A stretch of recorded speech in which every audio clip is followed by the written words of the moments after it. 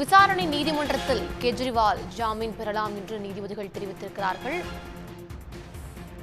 கைது செய்யப்பட்டதை சட்ட விரோதம் என அறிவிக்க கோரிய வழக்கில் உச்சநீதிமன்றம் தீர்ப்பை ஒத்திவைத்திருக்கிறது. அண்மை செய்தியாக பார்த்து வருகிறோம். கெஜ்ரிவால் வழக்கில் அமலாக்கத்துறைக்கு நீதிபதிகள் சரமாரி கேள்விகளை எழுப்பியிருக்கிறார்கள். விசாரணை நீதிமன்றத்தை அணுகி கெஜ்ரிவால் ஜாமீன் பெற்றுக் கொள்ளலாம் என்று உச்சநீதிமன்ற நீதிபதிகள் தெரிவித்திருக்கிறார்கள்.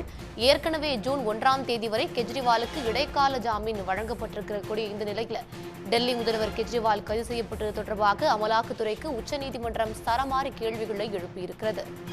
சட்டவிரோத பண பரிவர்த்தனை வழக்கில் ஆம் ஆத்மி கட்சியும் குற்றவாளியாக சேர்க்கப்பட்டிருக்கிறது.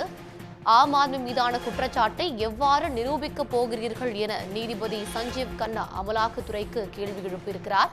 கெஜ்ரிவால் கைது நடவடிக்கை எந்த ஆதாரங்கள் அடிப்படையில் மேற்கொள்ளப்பட்டது என்றும் உச்சநீதிமன்ற நீதிபதிகள் சரமாரி கேள்விகளை எழுப்பியிருக்கிறார்கள். அமலாக்கத்துறை கைது செய்ததை சட்டவிரோதம் என அறிவிக்க கோரிய கெஜ்ரிவால் வழக்கில் தீர்ப்பு ஒத்திவைக்கப்பட்டிருக்கிறது. இந்த வழக்கில் உச்சநீதிமன்ற நீதிபதிகள் அமலாக்கத்துறைக்கு சரமாரி கேள்விகளை எழுப்பியிருக்கிறது. விசாரணை நீதிமன்றத்தை அணுகி கெஜ்ரிவால் ஜாமீன் பெற்றுக் கொள்ளலாம் என்றும் உச்சநீதிமன்ற நீதிபதிகள் தெரிவித்திருக்கிறார்கள்.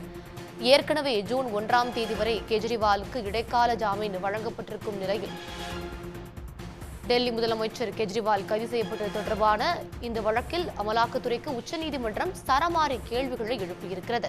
சட்டவிரோத பண பரிவர்த்தனை வழக்கில் ஆம் ஆத்மி கட்சியும் குற்றவாளியாக சேர்க்கப்பட்டிருப்பதாக அமலாக்கத்துறை தரப்பில் பதில் கொடுக்கப்பட்டிருக்கிறது.